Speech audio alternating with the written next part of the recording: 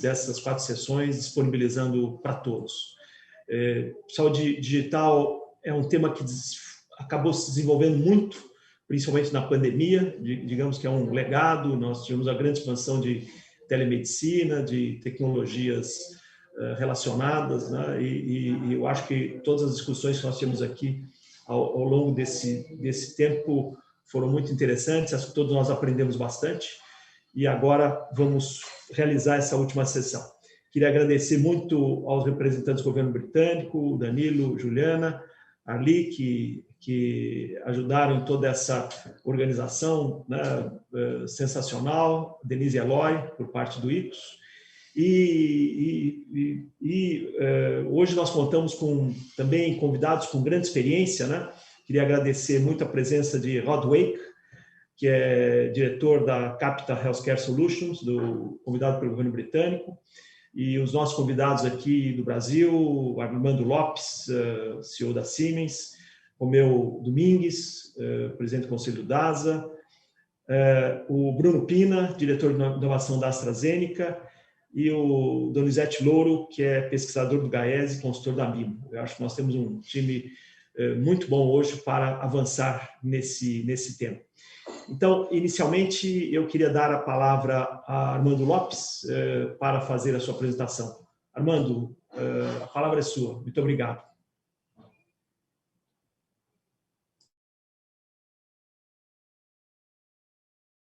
Está no mudo, Armando. Sou Armando.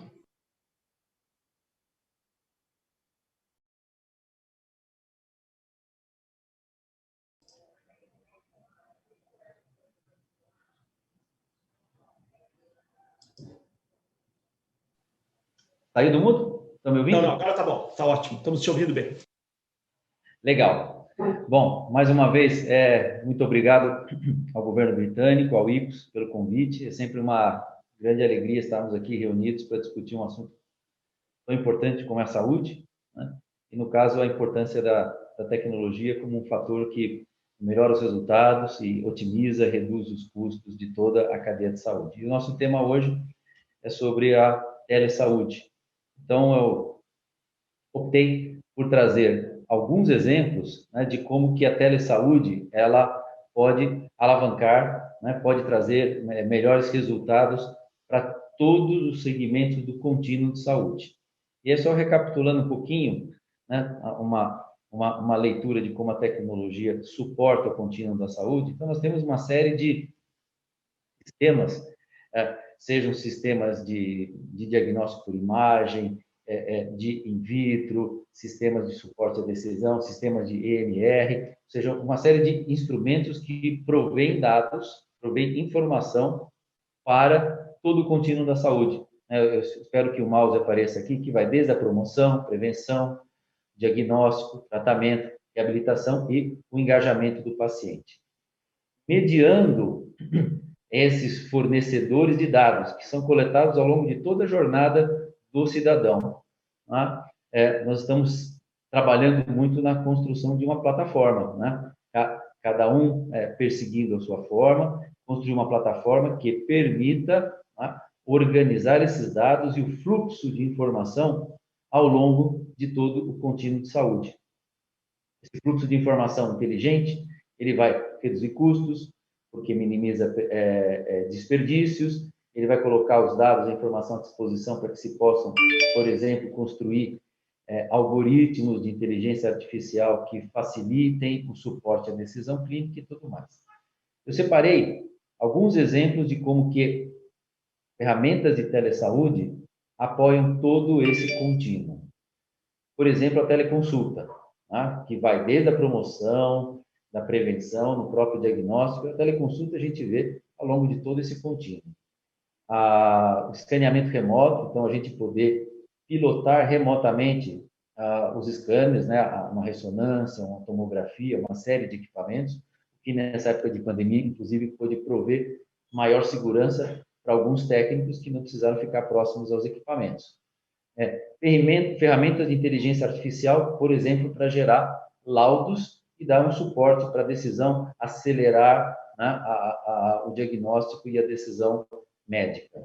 Na infraestrutura, né, em toda essa infraestrutura que provê dados, informação, conhecimento, também, né, também as ferramentas de monitoramento remoto são úteis. Então, por exemplo, a realidade aumentada foi já era uma realidade, mas não era aplicada. E como o professor falou, agora, durante a pandemia, nós passamos a usar intensamente alguns experts nossos, ajudando o nosso cliente na ponta a reparar os seus equipamentos com ferramentas de realidade aumentada. Nós vamos falar um pouquinho sobre isso também, né? Treinamentos remotos de várias naturezas, né? E, finalmente, a monitoramento de pacientes. Então, vamos lá. O primeiro caso aqui tem a ver com treinamento remoto.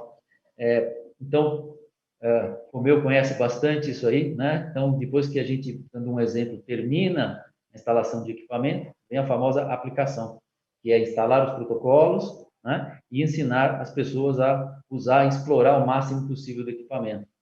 Durante a pandemia, nós passamos a fazer isso 100% remoto, com a vantagem de que, ao invés da pessoa ficar uma semana lá concentrada, ela podia ficar poucas horas ao longo de vários dias, o que melhorava o aprendizado, a reflexão, né, do médico, do técnico, de qual o melhor protocolo a colocar.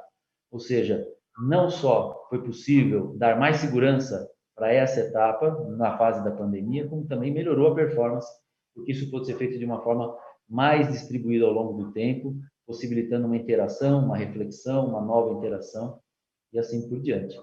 Curioso, esta ferramenta existe há no mínimo 5 ou 10 anos, ou até 10 anos, mas nós só viemos a usá-la agora, por força que o momento, né, nos pressionou.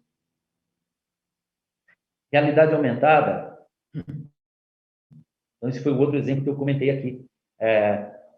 Os nossos experts puderam interagir com os profissionais do nosso cliente no site, né? E usando a realidade aumentada, orientando o botão que você tem que apertar, que parte que você tem que abrir, deixa eu ver, eu quero ver aquela lâmpada, ou seja, tornou a interação muito mais simples, muito mais assertiva, né? E aumentou o nível de que a gente chama de solução remota, mais rápida, com menor custo para todo o sistema e bastante assertiva.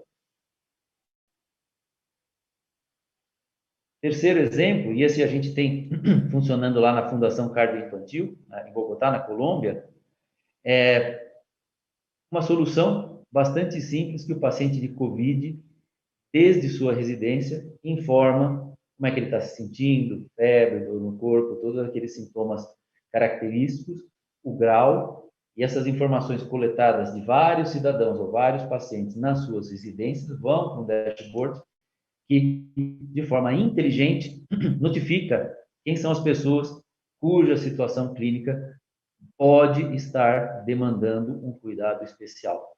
Então, isso se mostrou, está aqui o depoimento do nosso cliente, uma ferramenta muito boa para que se conseguisse monitorar um grupo grande de cidadãos, de pacientes. Outro exemplo, que é a da teleconsulta, né? Também a ferramenta para tal existe há muito tempo, né? Eu costumo dizer que meu pai já fazia teleconsulta muito antes do celular existir, só com o telefone, né? Porque os pacientes dele ligavam em casa e ele procurava dar as orientações, né? E hoje, um nível de interação muito maior, você vê a pessoa, né? Em muitas situações você pode, inclusive, coletar sinais vitais, né? E aqui também trago um outro exemplo. Esse caso foi lá no Chile, no ano de saúde. Nós implementamos e toda essa rede de saúde pôde, né, contatar, manter um contato próximo com os seus pacientes, mesmo eles estando em suas residências.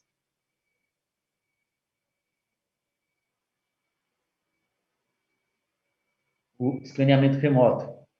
Essa moça que está aqui, ela não está ao lado da ressonância.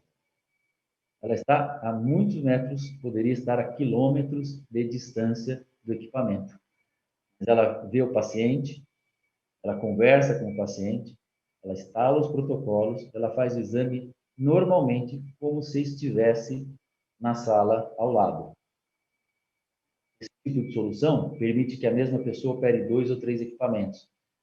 permite que um expert opere distintos equipamentos em distintos momentos, ou seja, é uma forma de compartilhar conhecimento, é uma forma de treinar as pessoas, é uma forma de ampliar o acesso, porque um mesmo profissional pode, sem nenhum prejuízo à qualidade, pilotar 2, 3 máquinas simultaneamente.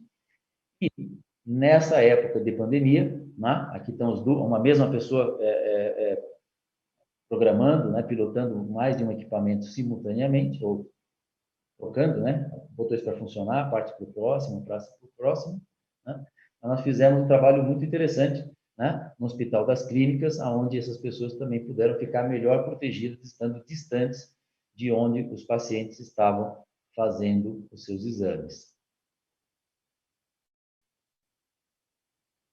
Tivemos uma celebração muito importante no ano passado, que foi a inauguração do InLab, e um dos primeiros projetos que nós conduzimos juntos foi o uso de inteligência artificial, né, para poder fazer a leitura de exames com suspeita de infecção por Covid. Isso tudo dentro do grande consórcio Radvid, que tinha mais de 50 instituições que, entre outras informações, mandavam imagens e o algoritmo devolvia com uma avaliação se sim há suspeita, inclusive o grau estimado de infecção. Nessa janela de tempo de maio a dezembro de 2020, foram mais de 50 mil imagens que foram lidas. Né? Cerca de 70% delas, sim, apontaram suspeita e foram suporte muito interessante para a decisão, né, clínica desses 49 hospitais, eu falei 50 instituições, praticamente 50 instituições que participaram do consórcio. Projeto sensacional, o professor Giovanni conhece, né? Construímos juntos aí a 4, 6, 8 mãos.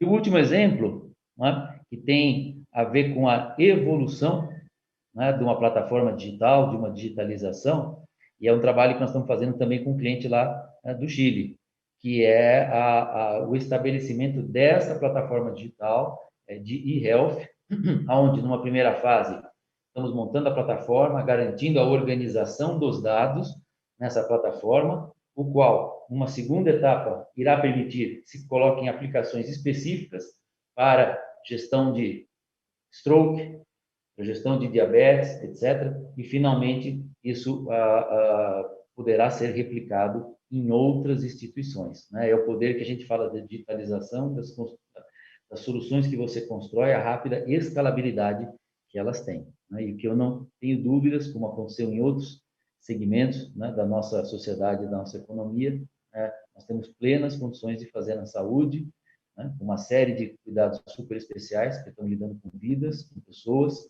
né, uma complexidade que vai além da condição clínica, vai inclusive nos hábitos das pessoas. Né?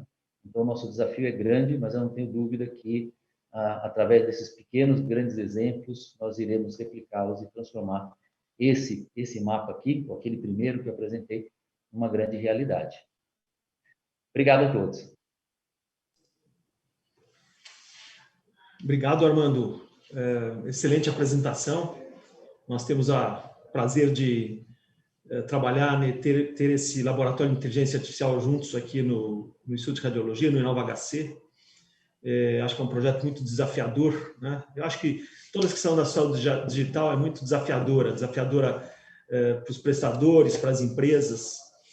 E agora eu queria passar a palavra ao Dr. Romeu Cortes Domingues, amigo particular, sempre teve uma visão importante, né, de futuro, modernidade, e o DASA também tem muitos projetos na área de inovação, e Romeu conhece muito bem esse assunto. Por favor, Romeu, a palavra é sua. Bom dia a todos, agradecer ao amigo e meu guru da radiologia, Giovanni, sempre me espelhei nele aí, sou um radiologista, mas sempre tive ele como exemplo de profissional, de dedicação. O Armando, que é um grande amigo também, né? Armando, mais de 20 anos, sei lá, quase 30 anos. E a Denise pelo convite. A gente vê essa transformação digital na saúde. E agradecer também, desculpa a indelicadeza, as pessoas da ligadas ao consulado, ao governo britânico, por ter organizado, ao Danilo, obrigado aí por ter convidado. Mas a gente falar da transformação digital na saúde, né? Para a gente eu me considero muito feliz de estar vivendo esse momento, né? Nos últimos 3, 4, 5 anos, a gente vê que a saúde entrou atrasado, né, nessa transformação digital, falar de data, falar de analytics, falar até de digitalização de tubo dos prontuários eletrônicos, interoperabilidade, integração de sistemas. E a gente, na DAS, nos últimos 4 anos, vem visitando a Califórnia todo ano levando os executivos, fazendo parceria com startups, e algumas desenvolvendo algoritmos em conjunto, né? Hoje a gente tem 3, 4 algoritmos na DAS que a gente utiliza na prática médica, né?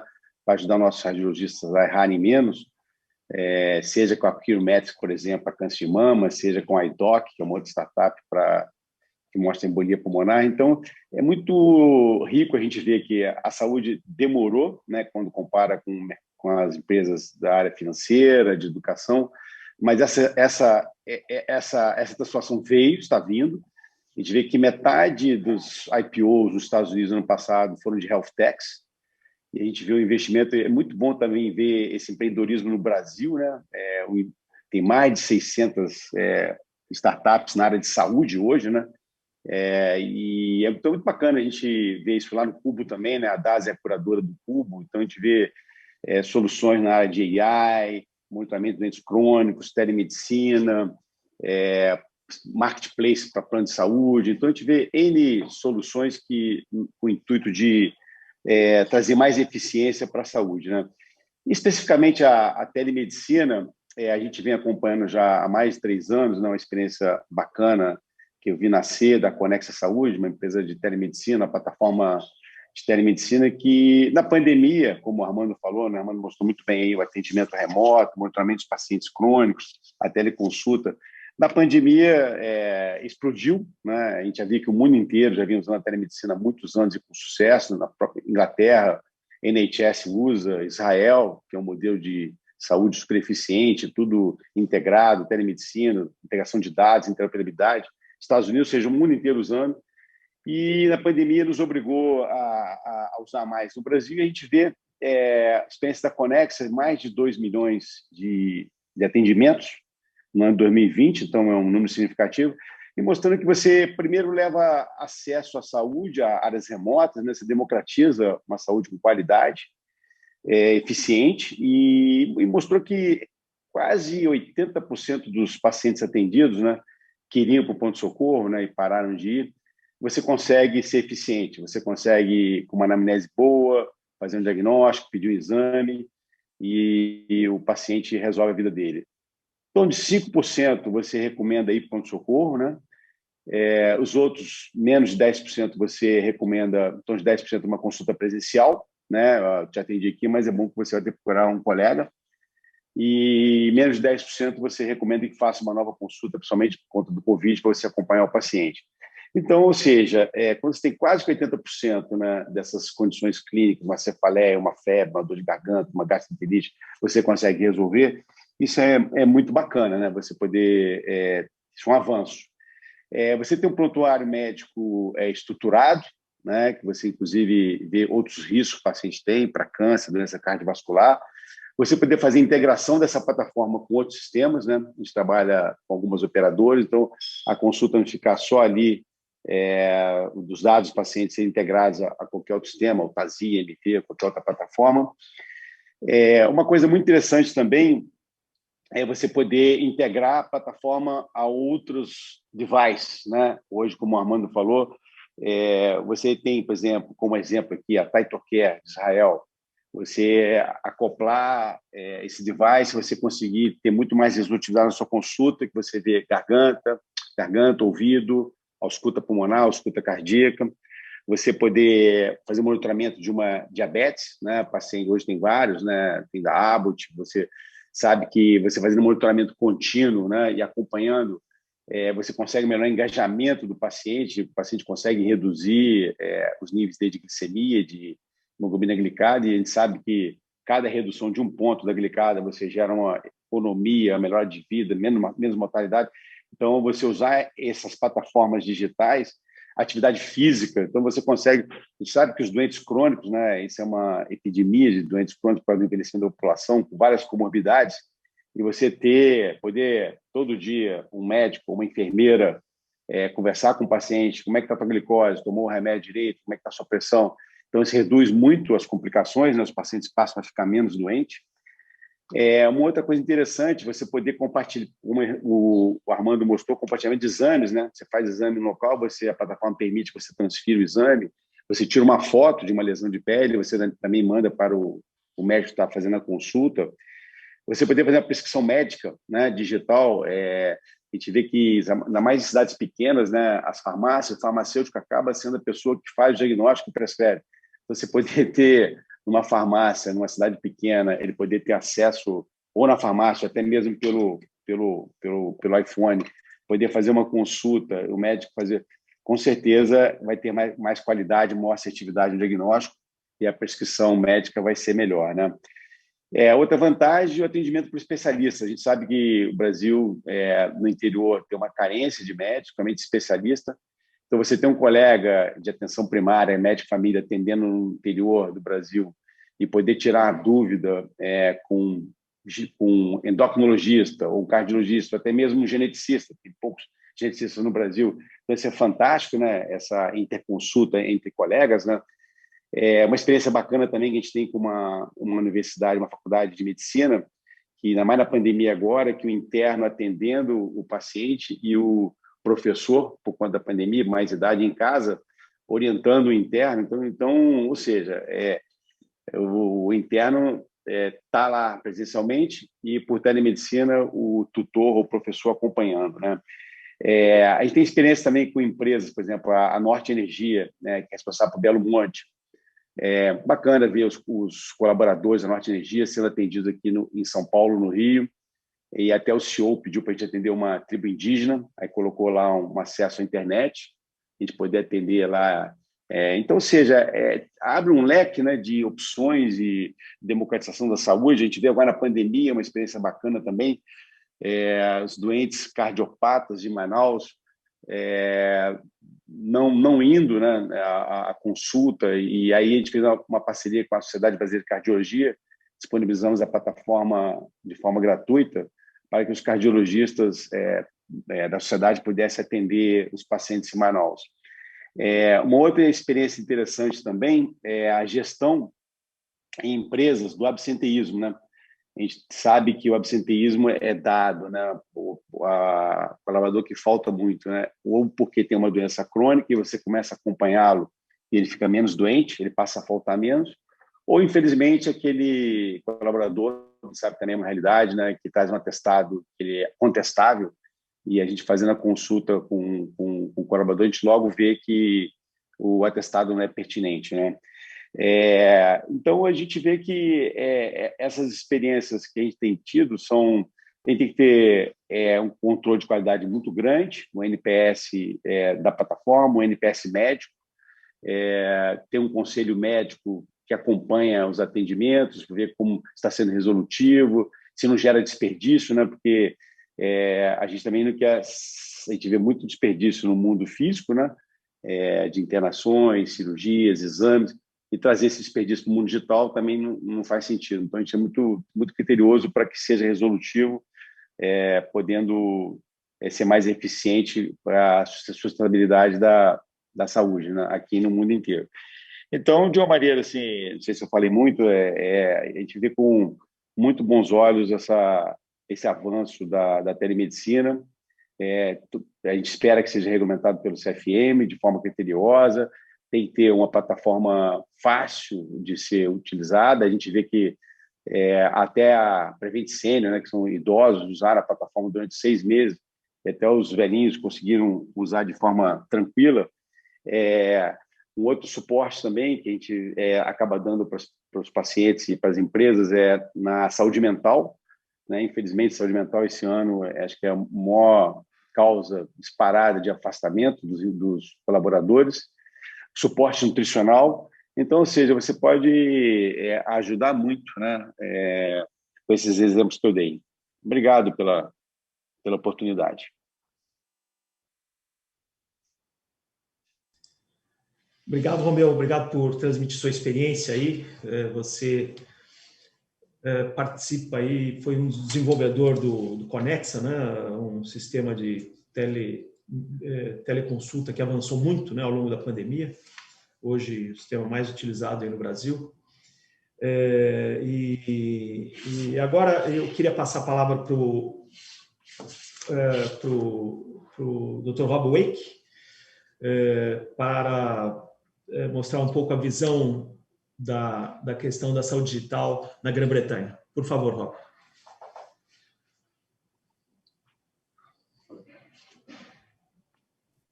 Good morning. Bom dia. É um grande prazer estar aqui com vocês. Obrigado ao Ministério de Comércio Internacional pelo convite e de ter essa oportunidade de fazer essa apresentação.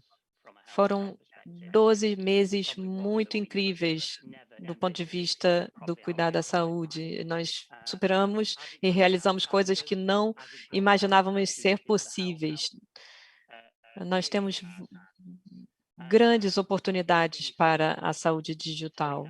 A primeira coisa é que a telemedicina está aqui para ficar. Agora temos que pensar o que fazer daqui para frente.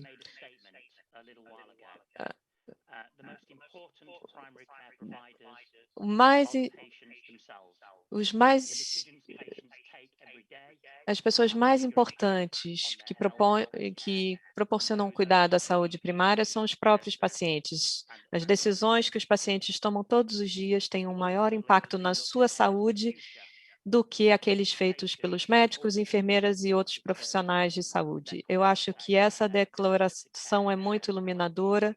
São os pacientes que decretam e determinam o seu bem-estar e o desfecho dos seus tratamentos.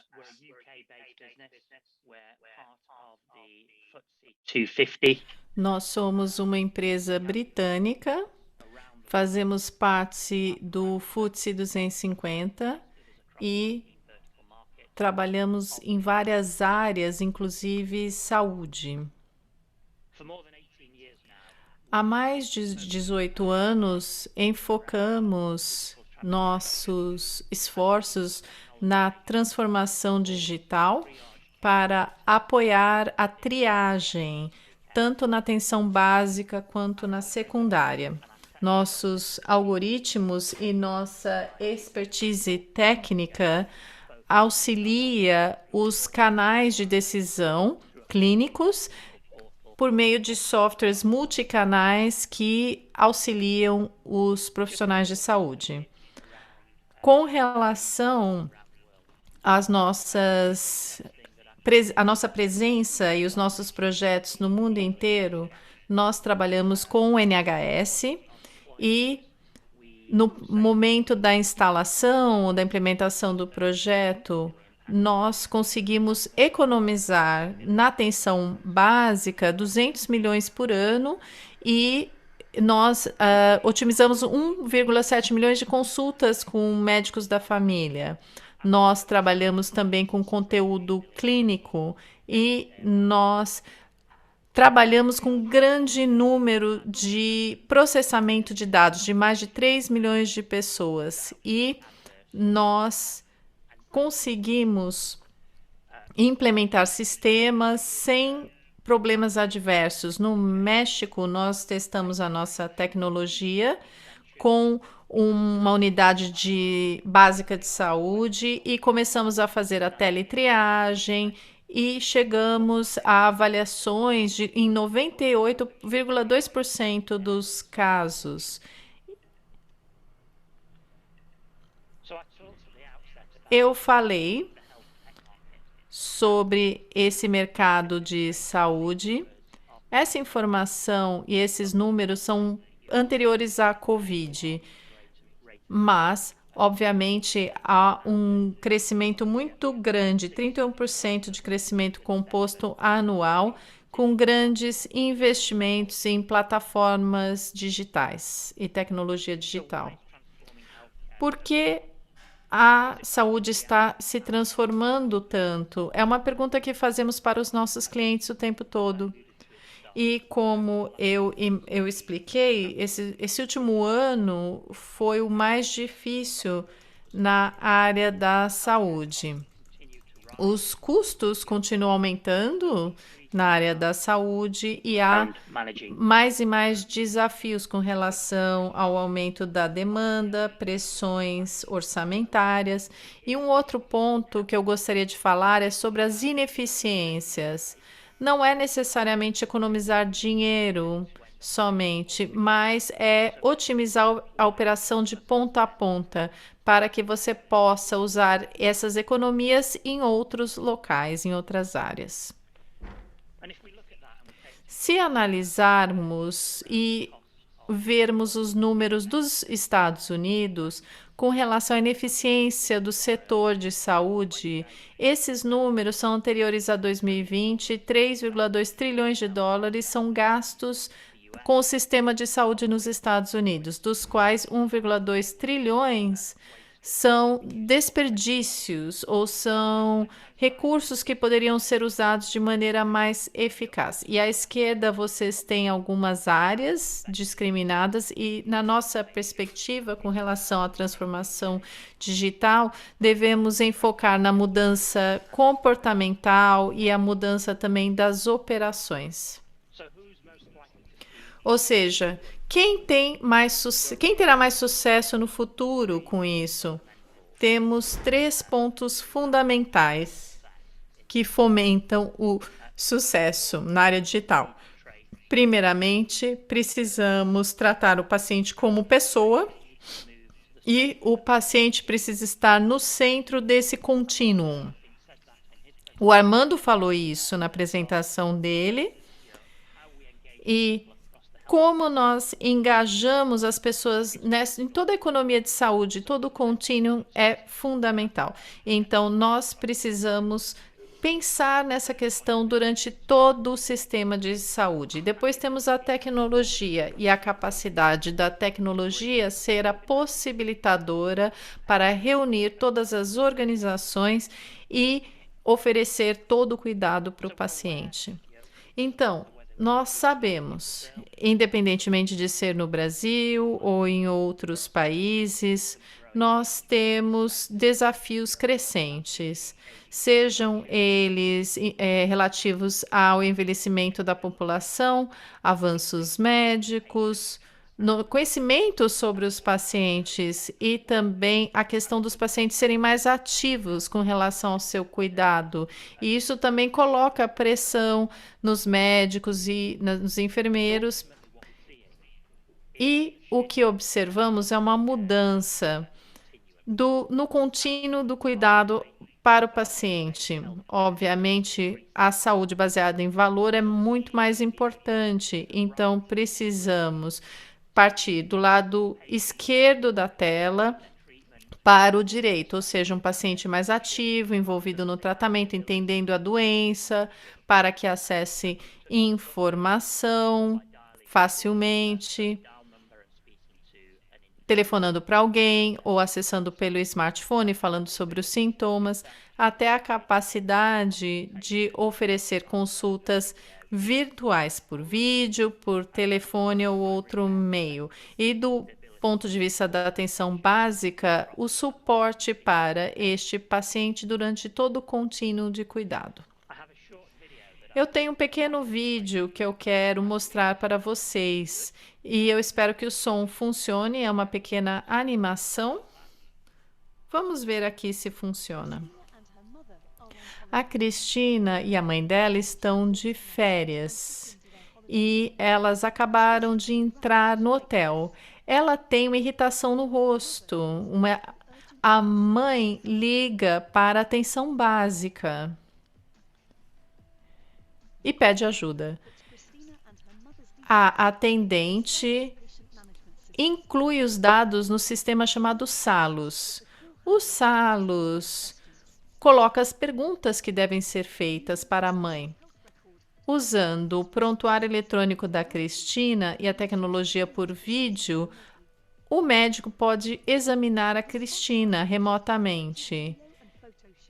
O Salus usa vídeo criptografado e compartilhamento de foto para oferecer detalhes localizados, combinados com tecnologia de mapeamento. Assim, a primeira resposta pode ser a mais rápida e eficiente possível. E o profissional de saúde envia todos os relatórios e também recebe a confirmação do atendimento da Cristina. E a mãe da Cristina também vê quem vai atendê-la.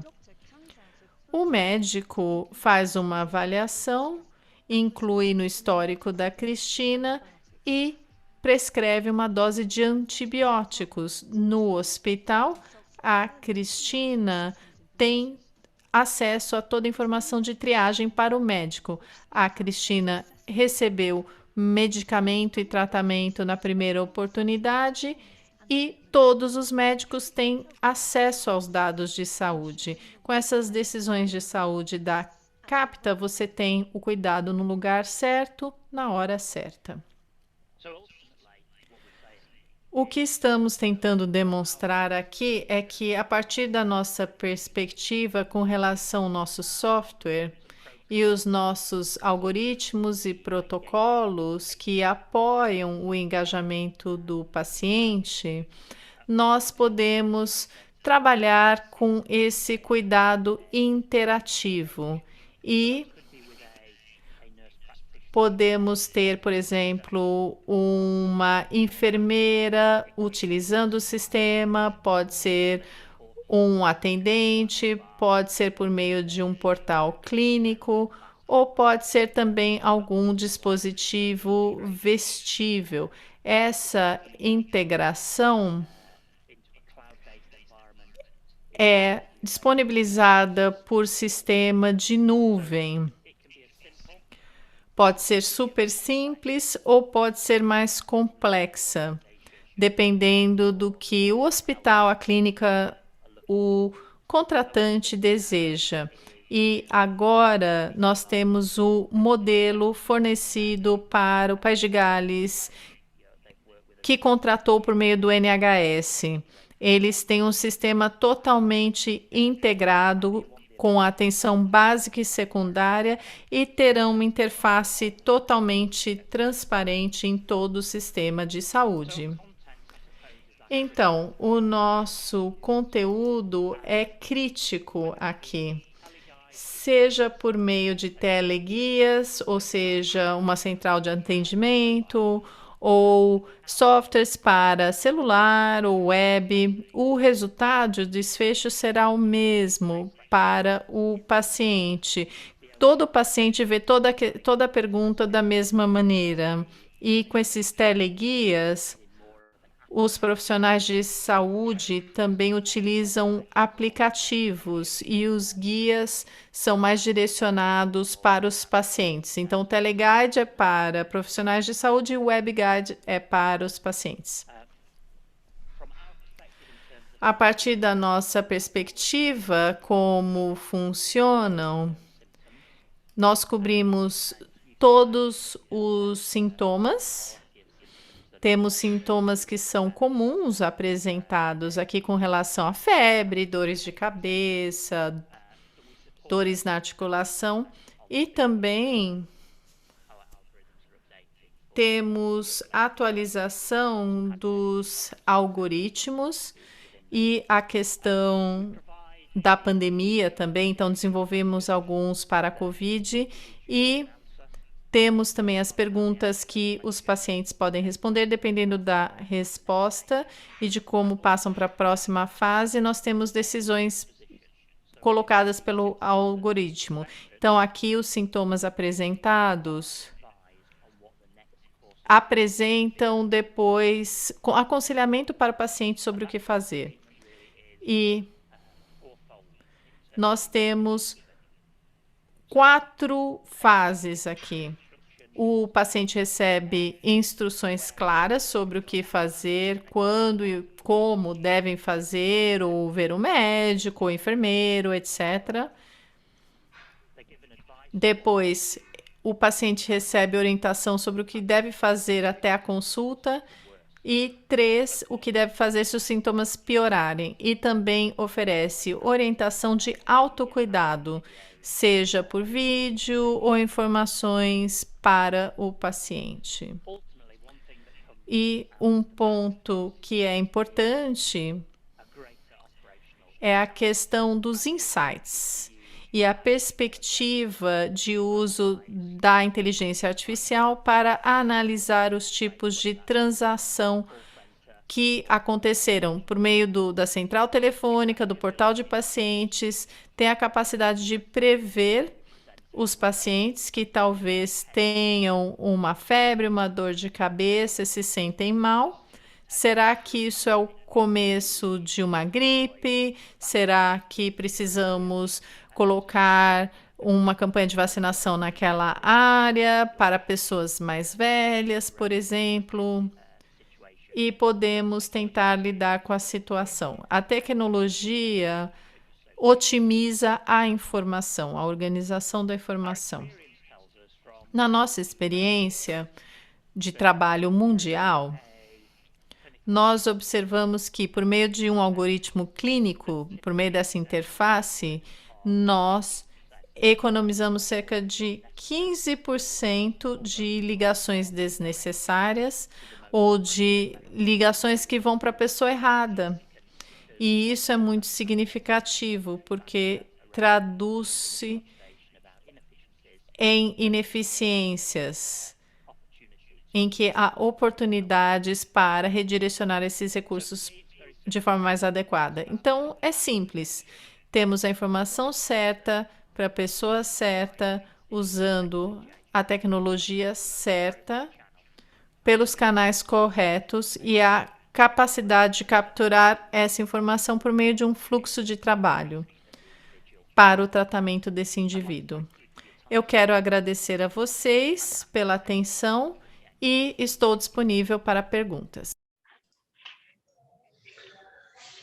Muito obrigado pela sua apresentação, realmente muito interessante, mostra bem não só como se constrói a jornada do paciente ao longo do sistema de saúde, mas principalmente o potencial da saúde digital em todos os aspectos do sistema de atendimento ao paciente. Muito obrigado. Vamos ouvir agora os nossos debatedores. Eu queria passar a palavra inicialmente para Bruno Pina, diretor de inovação da AstraZeneca. Aliás, um dos nossos primeiros parceiros no InovaHC, Bruno. Por favor, Bruno, seus comentários. Obrigado, professor. Muito obrigado. Obrigado pelo convite, Denise. Obrigado aos participantes. Um evento incrível. Obrigado mesmo. Eu estava tomando algumas notas enquanto eu via tanta gente boa falando e eu deixo aqui trazer um pouquinho meus comentários sobre esses cenários. Primeiro, eu vejo um movimento interessante das organizações, dos players de saúde hoje no mercado, expandindo um pouco o que era o seu core business há alguns meses, alguns anos atrás, para começar a entrar nesse cenário de entender o que tem que ser feito com a telemedicina, com a telesaúde. E a pergunta principal nos boards da empresa, eu faço parte do board da AstraZeneca, é sempre essa, né? O que a gente vai fazer com isso? A gente vai comprar, a gente vai criar, a gente vai se juntar, e especialmente na telesaúde, eu vejo que essa é uma preocupação que eu tenho visto em todos os players, tá? Eu, como uma farmacêutica, eu já vi isso também nos planos de saúde, nas empresas como o DASA, que está fazendo um incrível trabalho no ecossistema. E eu acho que isso vai trazer algumas consequências, potencialmente. Ou vão ter aquisições de empresa, e aí o DASA está aqui, não vamos falar de aquisições, mas aquisições de empresas, certamente que vão se juntar a outras, criar novos business. Ou você vai criar JVs, né, Joint Ventures, das organizações para criarem new business e novas fontes de new revenue stream, né, novas fontes de trabalho. E um terceiro ponto é que algumas empresas que deram esse step in vão aprender com esse processo e vão dar um step back.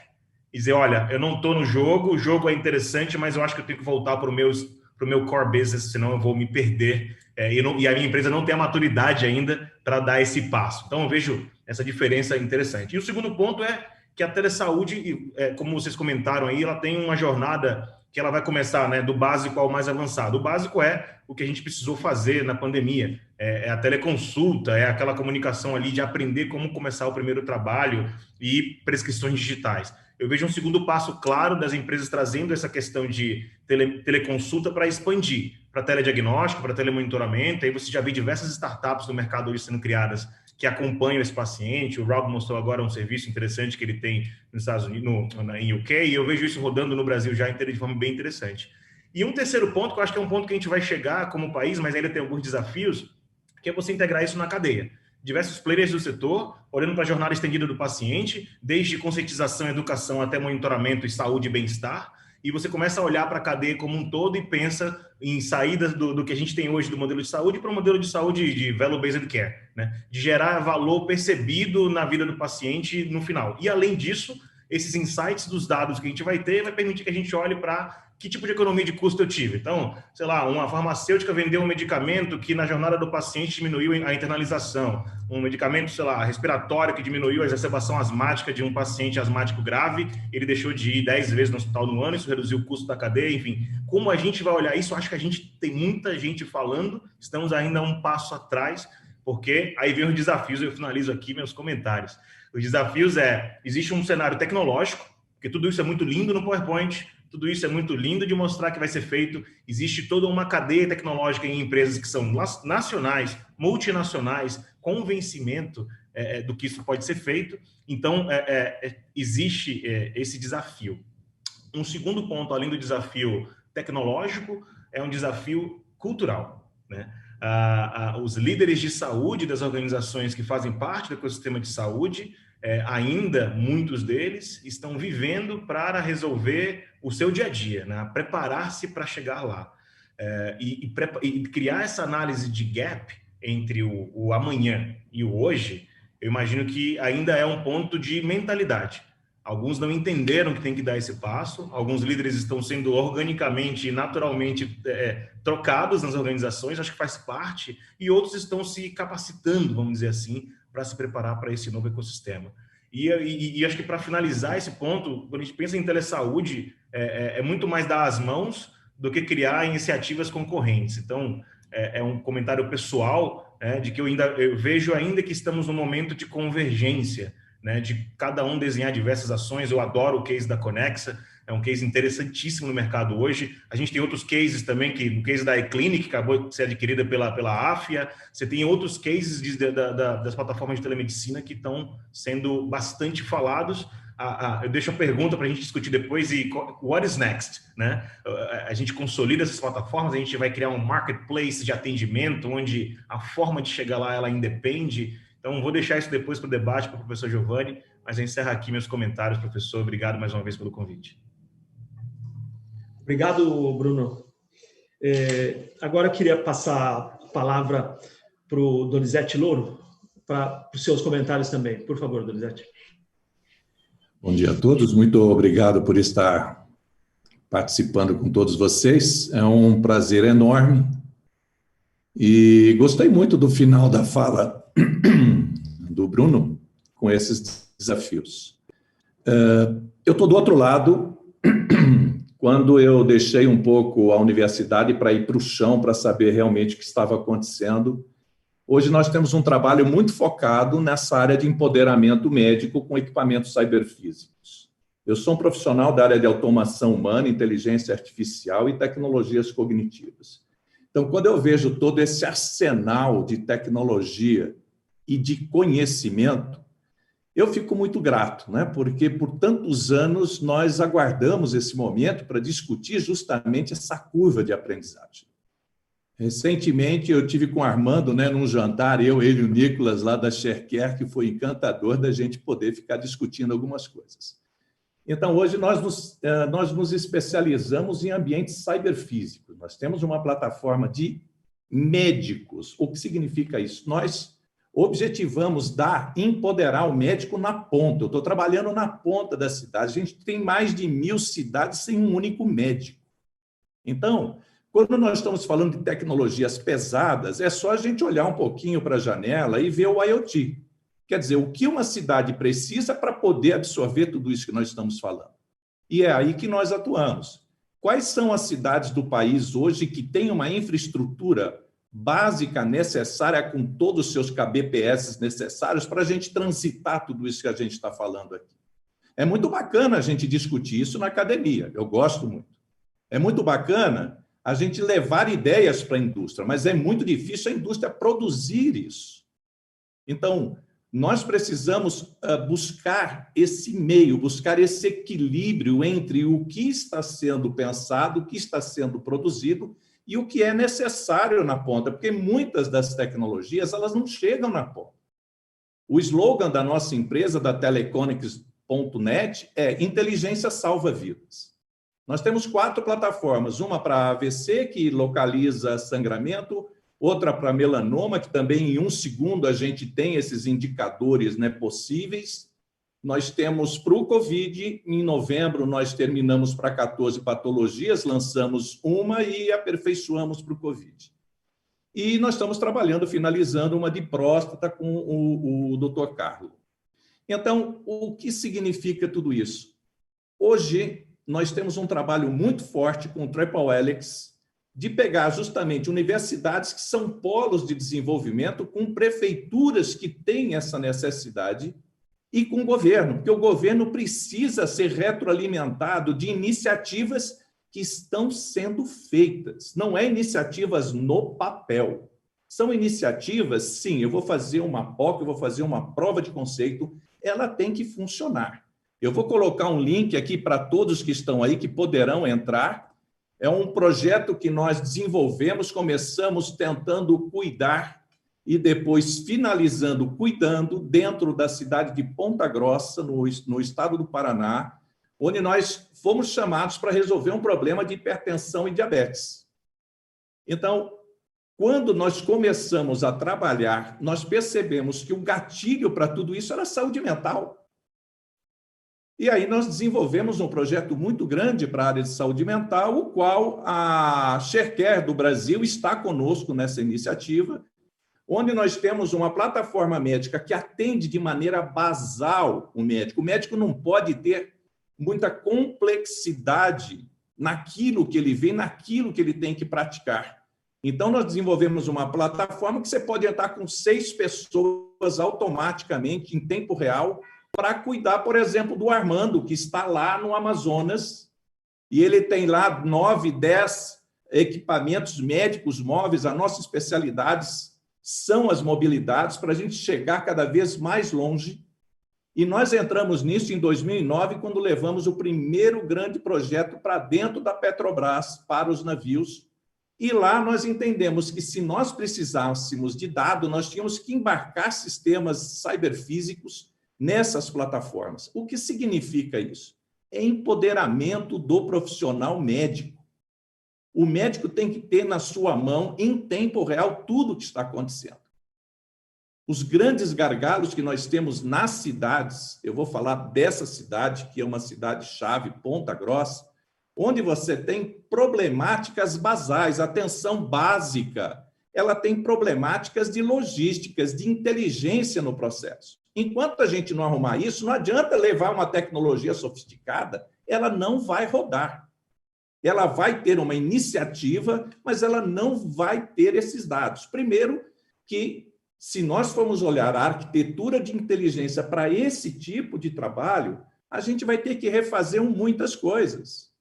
Se nós quisermos realmente ter uma atitude, não adianta trabalhar com Power BI, nós vamos entrar em discussões nessa área de inteligência artificial que é muito mais profunda. Então, assim, toda essa discussão, todo esse arsenal que eu vi, para mim, é simplesmente o que eu sonhei. Eu dou aula de inteligência artificial há 24 anos. O laboratório do GAESE, dentro da USP, por exemplo, tem 42 anos com o professor Eduardo Dias. Então, uma pessoa que, junto com o professor Thierry, por exemplo, ele conhece a história, conhece tudo que fez, conhece a quantidade de investimentos que levou para dentro desse laboratório para a gente desenvolver várias coisas pelo país. E o que é melhor de tudo isso? Se a indústria se aproximar desses resultados que não somente nós, como outros colegas, outros parceiros têm nessas cidades, ela vai se alimentar do que há de mais necessário em termos de demanda.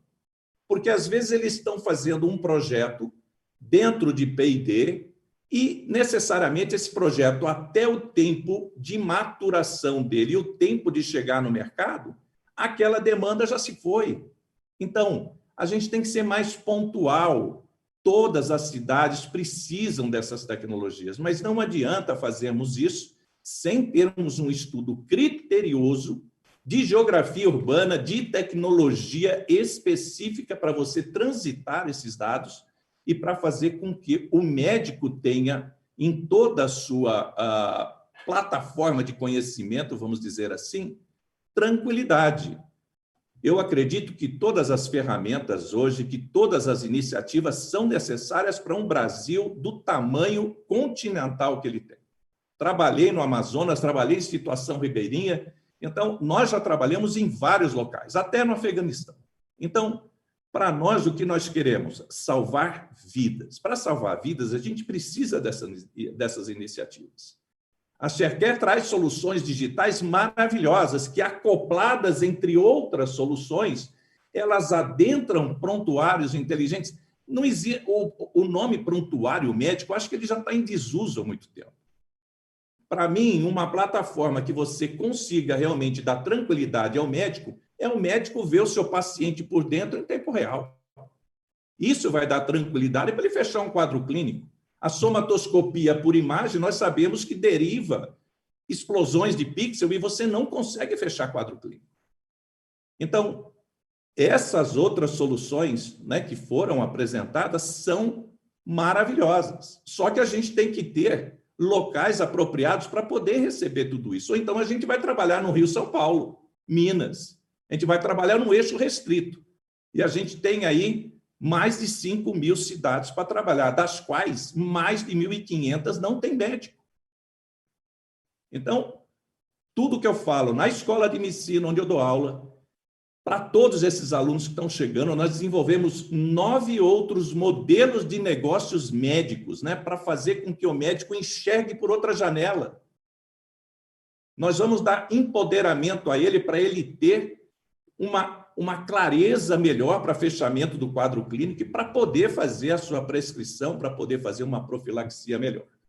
Então, finalmente, eu quero dizer a vocês, quanto mais nós alimentarmos essas discussões para levar para a indústria novos modelos de ações, nós vamos estar falando de crescimento no país na área de tecnologia em saúde. Agora, não adianta nós tentarmos ficar imaginando PDI, por exemplo, com uma sofisticação que não vão rodar nesses locais. As maiores dificuldades que eu tenho quando chego nessas cidades, primeiro, é ter conhecimento de IoT. Se eu não tivesse, eu estaria morto. Eu não faria projeto nenhum. Fizeram lá uma chamada pública para uma empresa fazer o serviço de IoT, e você chega, o que foi entregue não tem nada a ver com o que estava lá. E aí você não roda absolutamente nada do que nós estamos falando.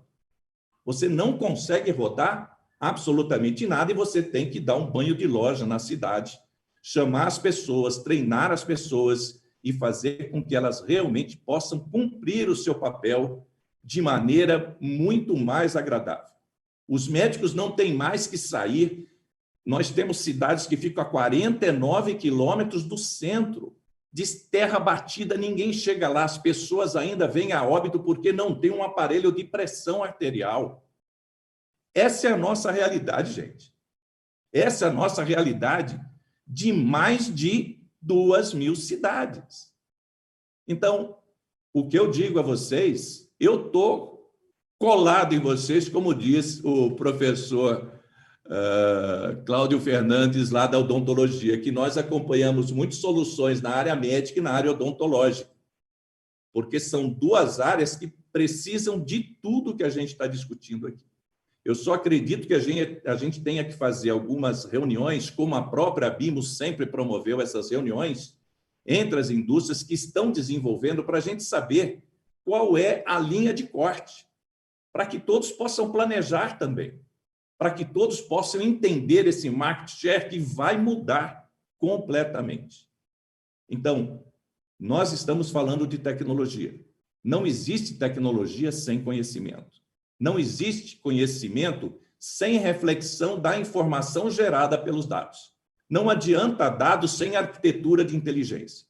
E digo, se você tem um sistema cognitivo artificial, ele pressupõe pelo menos 85% de inteligência humana, 15% é código. Então, todo mundo fica assustando todo mundo, não é necessário. É necessário não parar de estudar. É necessário todo mundo se readaptar a esse momento para tentar entender o que a máquina vai nos entregar. Os sistemas autômatos, por exemplo, autômatos celulares para os engenheiros que gostam, eles já estão em beira de leito há muitos anos e fazendo um trabalho belíssimo. Esses equipamentos que eu vi que vocês mostraram, a palestra do nosso colega lá do Reino Unido, fantástica. Quer dizer, juntar tudo isso, nós temos com muita garantia da minha fala e com especialidade nessa área, que eu tive um apoio muito grande do Conselho Nacional das Secretarias Municipais de Saúde, do CONASEMS, que tem um trabalho maravilhoso, tem informações maravilhosas para se tomar estratégias de ataque. Eu sou um homem de ataque. Eu estou lá na ponta com toda a minha equipe e nós chegamos para poder levar um pouco mais de esperança à população e principalmente em combater a obesidade infantil no Brasil. Então, eu agradeço muito, é sempre uma alegria muito grande estar ao lado do professor Giovanni, que a gente aí a vida inteira acompanha, né, os outros colegas também, e isso me dá muito orgulho. Mas mais orgulho é entender que a indústria médica e odontológica brasileira estão querendo discutir e querendo desenvolver todas essas ideias que vêm dessa área de inovação, principalmente com essas high-techs ou health-techs que nós temos com essas startups, principalmente. Então, muito obrigado a todos, professor Giovanni, muito obrigado. Obrigado a todo o pessoal de suporte que sempre nos dá um calor enorme, uma motivação muito grande. Muito obrigado, Donizete, pelos comentários. Realmente nós vivemos aí um momento muito desafiador para a saúde, né? Saúde digital representa uma revolução, né? O instrumental tecnológico que vem junto nesse grande pacote de saúde digital é enorme, né? Nós temos que aprender a utilizá-lo e conseguir fazer essa transformação. O nosso grande objetivo é melhorar o acesso, né, e reduzir desigualdade. Eu acho que a saúde digital serve para isso. Num projeto que estamos desenvolvendo aí, com colaboração do governo britânico, da McKinsey, do Ministério da Saúde, no Hospital das Clínicas, sobre saúde digital, né? Como transformar a saúde digital numa realidade dentro do HC e ser um modelo que possa ser replicado para o resto do país, nós encontramos 3 problemas centrais, né? Primeiro é a questão da infraestrutura existente no país de TI, né? Como você comentou agora, Donizete, que muitas regiões do país ainda não têm uma acessibilidade adequada para o uso de saúde digital, né? Talvez o 5G possa contribuir para resolver essa questão. Mas, primeiro é a cobertura, né, das regiões remotas do país para que isso possa ser atendido de saúde digital. O segundo aspecto a maior parte dos médicos e profissionais de saúde enxerga saúde digital como um instrumento possível que possa ser utilizado, mas ainda não identifica como um instrumento do dia a dia, né? Então, a maior parte dos médicos do país não vê ainda a saúde digital como algo que possa ser utilizado no dia a dia. E o terceiro, que eu acho que talvez seja o mais desafiador de tudo isso, é que muitos profissionais de saúde identificam a importância da saúde digital, da teleconsulta, mas não se consideram capacitados para isso, né? Então, eu colocaria essas questões aí para o grupo, e talvez possamos até começar com o Armando, fazer uma rodada de reflexão sobre isso, né? como vencer o desafio da capacitação, né? Como é que nós vamos capacitar os nossos profissionais de saúde para o uso da saúde digital, como eles vão incorporar, né, a saúde digital como um instrumento do dia a dia, e o último que é sem dúvida um grande papel de governo, né, poder fazer com que a saúde digital chegue em todos os cantos do país. Armando, você gostaria de fazer alguns comentários? Sim. Eu gostaria de fazer alguns comentários, inclusive em cima de 3 pontos que vieram aí do Dom e do Bruno, né?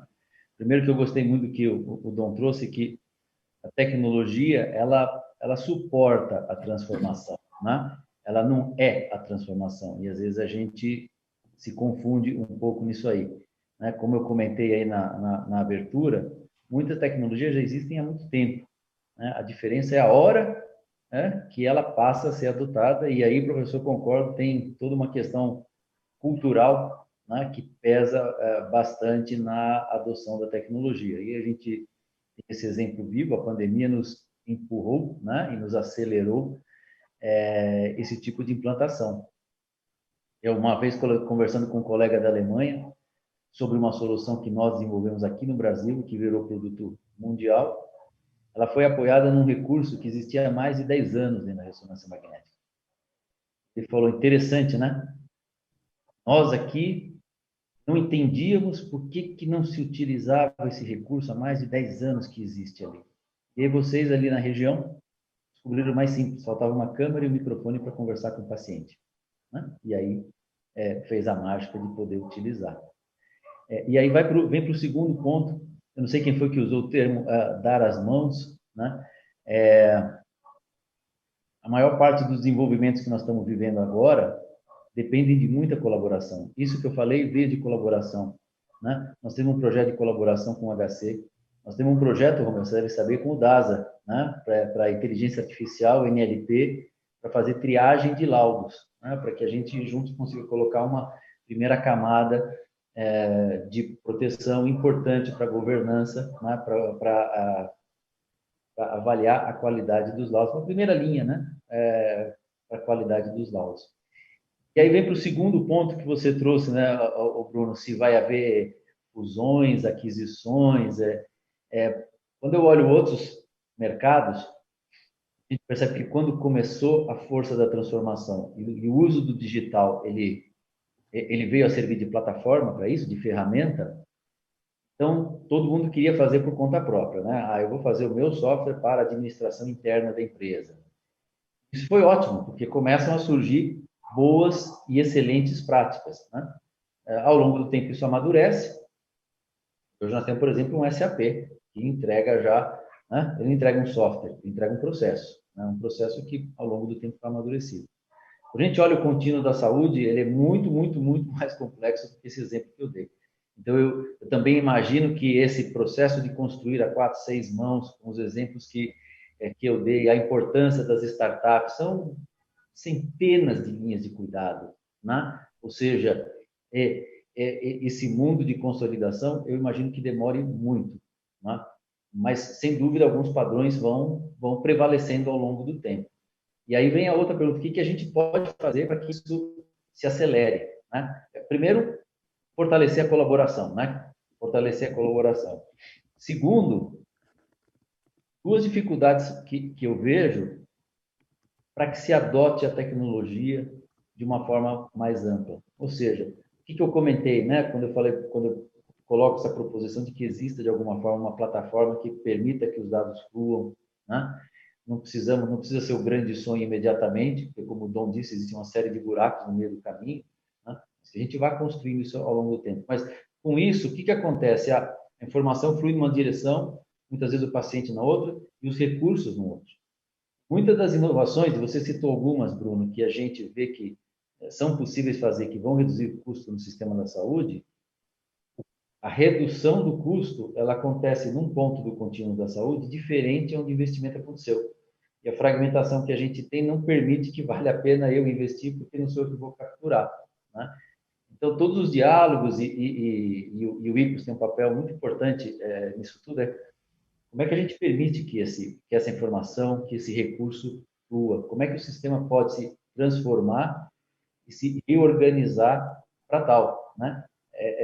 O fluxo do recurso pesa, ele atrapalha, não é que ele atrapalha, ele não está ajudando a que, né, além da questão cultural, de como capacitar as pessoas, que haja um dos atores que se motive a investir, a não ser em projetos menores, né? Projetos que sirvam de piloto e que sirvam de exemplo, que está joia, porque é a partir daí que a gente vai escalar. E aí vem a segunda parte que eu vejo, cada um está desenvolvendo as suas soluções à sua moda, né? Quanto mais a gente conseguir ter algum padrão, né, de interoperabilidade, ou seja, que aquilo que eu estou construindo junto com o Romeu no DAS, essa solução facilmente possa ser conectada em outros sistemas, em outras plataformas, tanto mais simples e mais rápida vai ser a escalabilidade. Então, todas as discussões de harmonização dos dados, de quais são os dados importantes, quais são os dados relevantes, vejo ela muito importante como algo que vai pavimentar um caminho para que mais startups possam participar, mais grupos possam se motivar a fazer, né? Como falou, comentou um colega meu uma vez, de uma outra empresa global, que recebeu a visita aí de um líder global de P&D, ele falou, e o Dom comentou sobre essa questão da indústria acostumada a grandes desenvolvimentos, né? A gente está acostumado, a palavra dessa pessoa, nós estamos acostumados a ter grandes centros de P&D pelo mundo. A gente tem que aprender que o mundo é o nosso centro de P&D. Principalmente com as soluções digitais, a gente pode inovar em qualquer lugar. Basta observar uma dor, um desafio para fazer. Agora, como é que isso não morre, não fica ilhado? Como é que a gente integra isso no sistema? Não sei se interoperabilidade é a melhor forma de definir, mas é a melhor que eu encontrei no momento. Esse é o segundo grande gargalo que deveríamos olhar para acelerar o processo. Obrigado, gente. Romeu, seus comentários, por favor. Giovanni, eu acho que existe muita ineficiência na saúde, né? Acho que a gente copia muito o modelo americano, né? Um modelo hospitalocêntrico, com muito waste, como o Rob mostrou.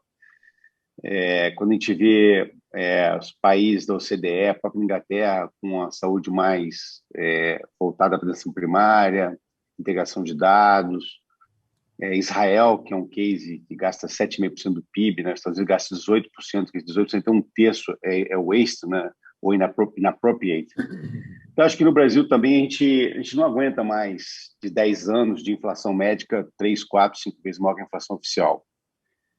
Se a gente não pensar de forma diferente, e é de forma muito genuína, a gente vê isso na DAS, a gente tem essa vontade de querer atuar, ver o paciente de forma longitudinal, né? Porque na própria DAS, você faz exame no laboratório nosso, vai no hospital da nossa rede, você é outro paciente, você vai na atenção primária, você é outro.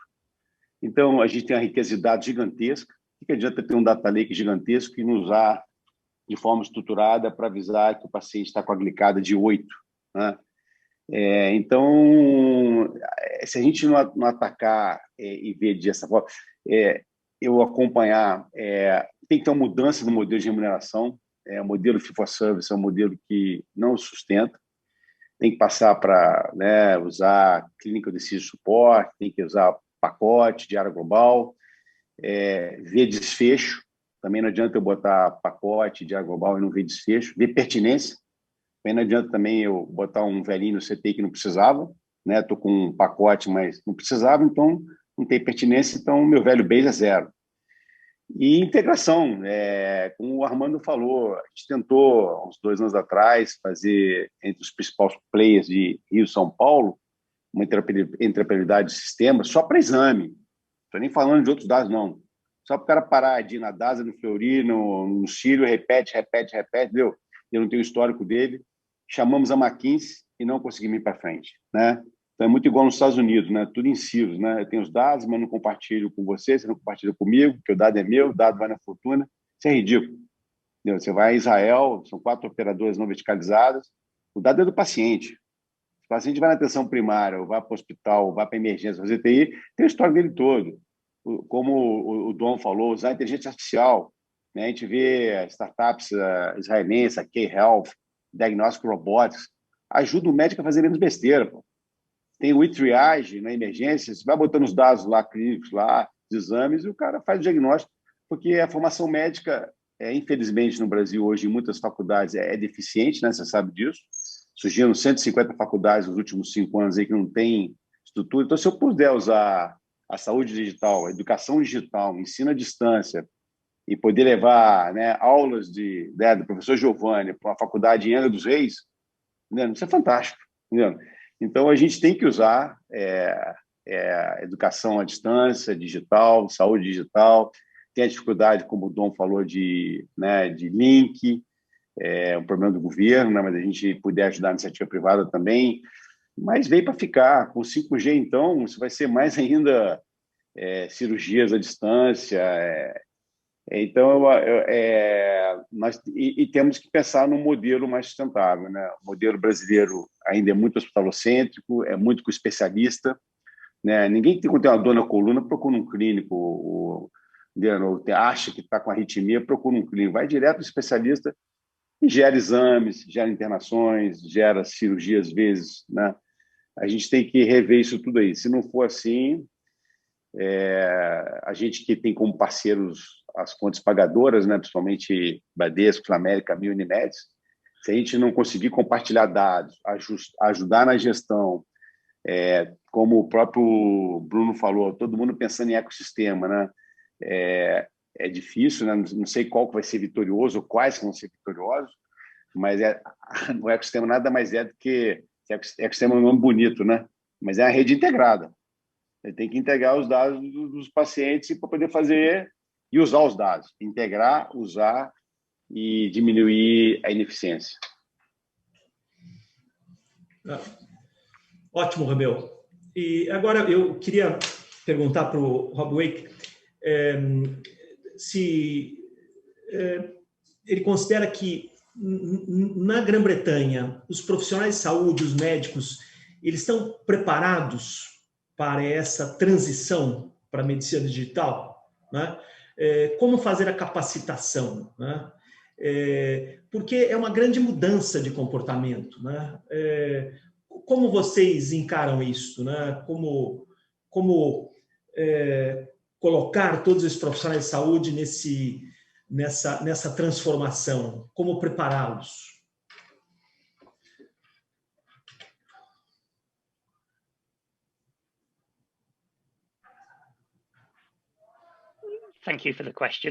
Muito obrigada pela pergunta. Eu acho que o NHS da Inglaterra é um caso único e é reconhecido como um caso único em todo o mundo. Nós administramos cuidados à população de uma maneira muito própria, muito particular. Eu acho que os médicos foram capazes de abraçar a tecnologia digital e nós temos acho que a resposta simples à sua pergunta é sim. A medicina digital está sendo cada vez mais adotada de maneira acelerada. Acho que a lição que podemos tomar hoje dessa conversa de hoje não é necessariamente sobre como preparar os médicos no ambiente do hospital. A gente tem que preparar, claro, os médicos para usar a plataforma, mas também mudar a cultura, preparar os indivíduos para que eles aceitem a tecnologia e descubram que ela está lá para ajudá-los. Por exemplo, se eu sou um paciente e estou com dor de cabeça e febre, o meu primeiro passo é ligar para o nosso número de atendimento rápido 111 do NHS. E lá o atendente vai fazer um monte de perguntas sobre a minha condição.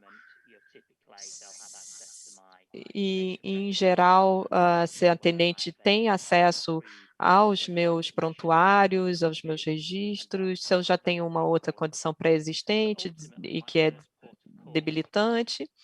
Mas é claro que meu primeiro passo sempre é ligar para o 111, para esse número do NHS. Então, a gente tem que mudar a cultura justamente nesse primeiro ponto de atendimento. Como é que você muda, principalmente com a população mais velha? Acho que os mais idosos, por exemplo, eles vão continuar ligando para 111. E a partir daí é que as ações podem mudar. Se vai ser feita uma consulta virtual, se vai haver um despacho de atendimento de urgência para locação, e aí a gente tem o uso do número 999 para emergências. Então, tudo isso acontece, essa decisão acontece de maneira instantânea, e a tecnologia apoia essa tomada de decisão. Acho que aqui o desafio não é um grande desafio abraçar as novas tecnologias.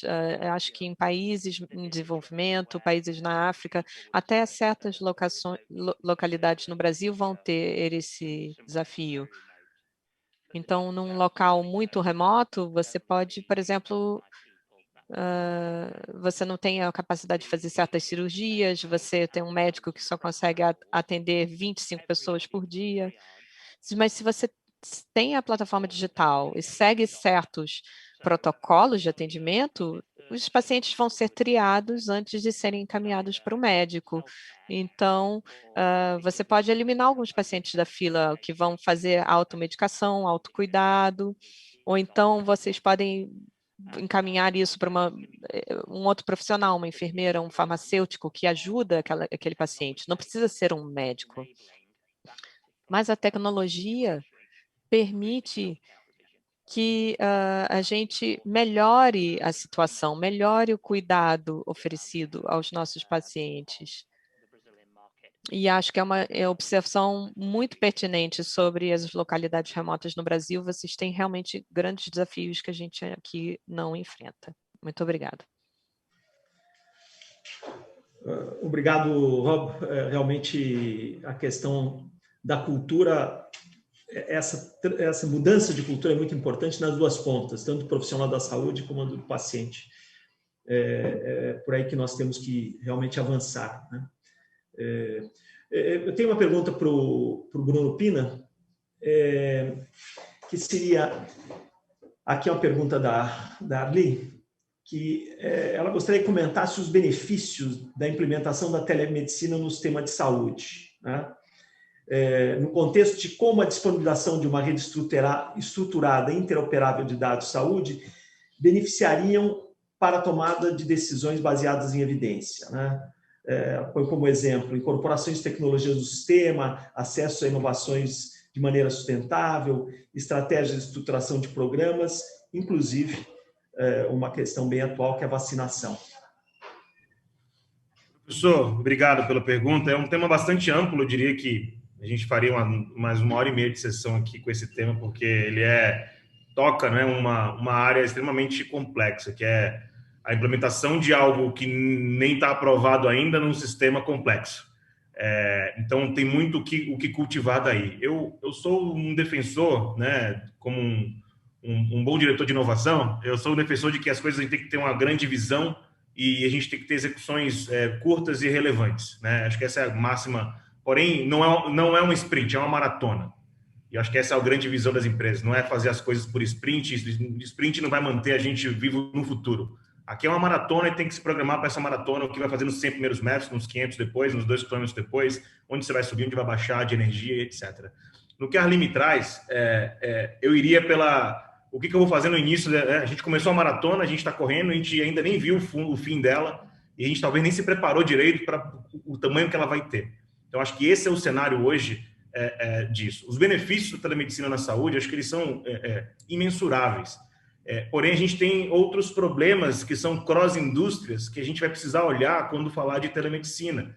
É muito sexy a gente olhar para o Brasil como ele é diverso geograficamente e pensar na telemedicina atendendo pessoas que moram longe de grandes centros urbanos. A gente fala de hospital as a service, né? Na China agora, a AstraZeneca, em parceria com a empresa da Ali Health, acabou de lançar um hospital digital, 100%. E lá a ideia é entrar nos countrysides, né? E começar a discutir isso. Porém, isso tem uma infraestrutura. Na China a gente já tem o 5G. Então fica mais fácil você expandir uma questão de acesso à infraestrutura de internet básica, que em algumas regiões do país a gente não tem. Mas os benefícios para mim, tá? Então, para fechar a pergunta e não tomar tanto tempo, Arli, e a gente pode tomar isso depois offline no bate-papo, é que eu não tenho nenhuma dúvida que se a gente começar a trazer a telemedicina para facilitar algumas discussões, ela deu o caso aqui de vacina, né? Por que não, né? A pessoa fazer uma vacina e deixar na mão dela ali um acesso a uma telemedicina com um médico da atenção primária para poder ela visitar o médico depois de 1 ou 2 semanas, porque ela pode ter algum tipo de efeito colateral, né? Ou outras coisas que a gente poderia começar a usar a telemedicina bem na sua base mais pura de teleconsulta.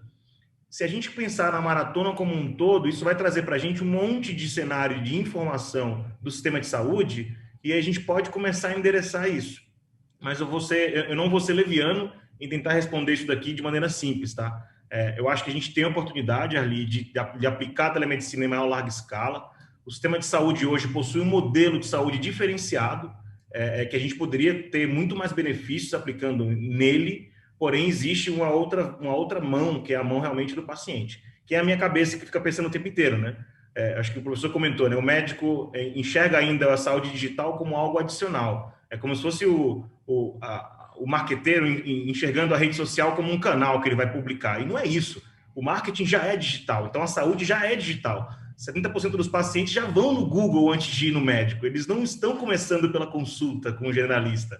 Então, entender que isso é verdade também é importante, porque esse paciente que está indo no Google, 70% das vezes buscar por estou com dor de cabeça antes de ligar para o plano de saúde, aí já começou a jornada dele. Como é que eu pego esse cara daí e acompanho ele? Então, vou deixar a resposta incompleta propositalmente, porque ela é muito complexa, mas eu vejo algumas chances da gente começar a trazer alguns casos muito mais relevantes para o paciente, ao invés de discutir implementação de tecnologia, que é o que eu vejo muito ainda em algumas empresas. Excelente, Bruno. Ótima. Você colocou muito bem. E eu vou fazer a última pergunta para o Donizete, que é a pergunta da Milene. Com compartilhamento de dados, integração dos dados, precisamos trabalhar na questão de políticas públicas, pensando na LGPD. Como vocês acreditam que devemos trabalhar? Temos exemplos de outros países? Donizete, você responderia essa pergunta? Pois não, é um prazer. Bem, eu vou pegar o gancho aqui do Bruno. É uma questão muito complexa, principalmente quando a gente separa 2 pontos distintos para tentar trazer para a mesma condição de reflexão. Quando se fala de LGPD, nós participamos, eu com a BIMO, em Brasília, para a gente discutir uma série de rodadas dessa discussão, justamente para se ter um olhar para o mercado, para a indústria e para outra ponta que serão os pacientes, eles donos desses dados. O que a gente tem que entender, né, de maneira geral, e é muito interessante, né, quando o próprio Armando, né, olha, eu usei interoperabilidade. Na verdade, a interoperabilidade é uma comunicação. Então, para desenvolvermos, para olharmos para um compliance, para uma regra, para um norte, para um caminho da LGPD, a gente tem que voltar. Como é que esses sistemas foram estruturados inicialmente? Então, é como em algumas universidades, alguns centros de pesquisa, não vou aqui ficar falando o nome, eles não ministram aulas de linguagem de programação, ministram de algoritmos. O que eu estou tentando dizer aqui? Precisamos de inteligência a priori, antes de nós começarmos a fazer esses trabalhos. A iniciativa pública ou você poder discutir questões de políticas públicas, nós temos que cada vez mais levar pessoas para dentro dessas discussões em Brasília, mas pessoas que fazem, que conhecem os devidos problemas de se discutir essa tecnologia dentro da questão de segurança. Então, é muito bonito falarmos de cibersegurança, mas é muito complicado você estabelecer critérios em um andamento que nós já temos aí de quantos anos de Brasil desenvolvendo essas coisas.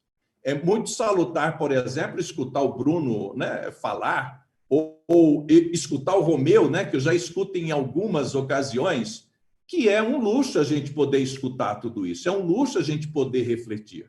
Mas, voltando isso para dentro da LGPD, como políticas públicas, Eu acredito justamente que quanto mais nós fizermos esses encontros, mais nós vamos esclarecer as pessoas da área que estão trabalhando, principalmente a questão jurídica da LGPD, possam compreender o que significam dados realmente. Então, se você for falar de dados, você consegue matar dois problemas. Você vai estruturar a cadeia de dados por inteligência e você já vai resolver o problema da indústria com a LGPD.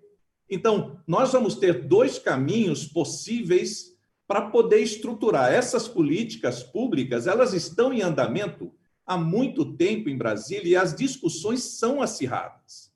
O que se pede necessariamente é que a gente junte de novo, que se dê as mãos da academia, da indústria e do governo para a gente discutir. Mas a gente tem que levar pessoas lá que sabem fazer. Parou. Não adianta eu levar meus colegas, né, de academia, pessoas que, assim, é muito importante a reflexão teórica, o embasamento teórico científico. Agora, de novo, eu estou na ponta dessa outra história. Eu estou lá nas cidades tentando salvar vidas. Eu preciso de ajuda. O Rob Wake, por exemplo, ele faz uma explanação maravilhosa. Ele traz dados maravilhosos, que, para mim, é uma arma de última geração para eu atacar. Só que, para essa arma, eu vou ter que ter ferramentas. Essa ferramenta ela é construída a partir de reflexões e encontros como esse, onde você tem pessoas que dão a sua garantia naquilo que elas sabem e têm conhecimento, e outras que verdadeiramente vai fazendo esse link, ou seja, a LGPD é mais uma questão, de novo, professor Giovanni, cultural. Né? Até a gente colocar essa carruagem andando, as discussões vão ter que tomar um outro caminho. Primeiro, deixar o ego encostado no primeiro café e poder sentar na mesa para a gente resolver o problema lá na ponta. E quem está no meio dessa artilharia? O médico. Ora, e é por isso que o nosso trabalho é com foco no médico, para dar tranquilidade para ele tomar a decisão dele clínica. E dessa forma, nós vamos ter políticas públicas. Enquanto a gente não tiver tudo isso discutido, falarmos de políticas públicas, ninguém sai de onde está para ir lá na ponta. É fácil ficar recortando matérias, por exemplo, para discutir cientificamente. O que eu estou tentando dizer é, se a nossa missão é salvar vidas, a gente precisa de muito mais reuniões como essa. Obrigado, Donizete. Então, infelizmente, nosso tempo acabou. Queria agradecer muito o Rob, o Bruno, Armando, Romeu, Donizete, agradecer ao governo britânico pela iniciativa, agradecer ao ICOS. Eu acho que realmente foi um encontro muito rico, foram 4 sessões onde nós aprendemos muito. Essas sessões, recordando, nós vamos estar no YouTube do Instituto Coalizão Saúde e também vai ser elaborada uma nota técnica que vai poder também ser acessada no site do ICOS. Então, eu agradeço muitíssimo a todos pela participação, pelo tempo, e eu gostaria de passar a palavra para o Danilo fazer a conclusão final aí, representando o governo britânico. Por favor, Danilo. Ótimo, muito bom, Arli. Que generoso. Obrigada, Danilo. Também gostaria de agradecer a todos aqui nessa discussão. Gostaria, em nome do governo britânico no Brasil e na América Latina, de nos colocarmos à disposição para contribuir de maneira mútua para esse aprendizado e para poder a gente tentar, né, evoluir e aprender juntos. O Brasil, o Reino Unido. Também muito obrigada, doutor Giovanni, pela parceria, ao Instituto ICOS também, pela parceria também. Eu acho que é importante esse tipo de discussão e esse tipo de raciocínio e de tentar trazer soluções para a melhoria do sistema. Conte conosco sempre. Também nós deixamos os nossos contatos e os nossos perfis no LinkedIn à disposição também, para todas as pessoas que quiserem aprofundar, entender como o governo britânico. Também gostaria de de agradecer a Denise por todo o carinho, por toda a atenção. Só tenho a agradecer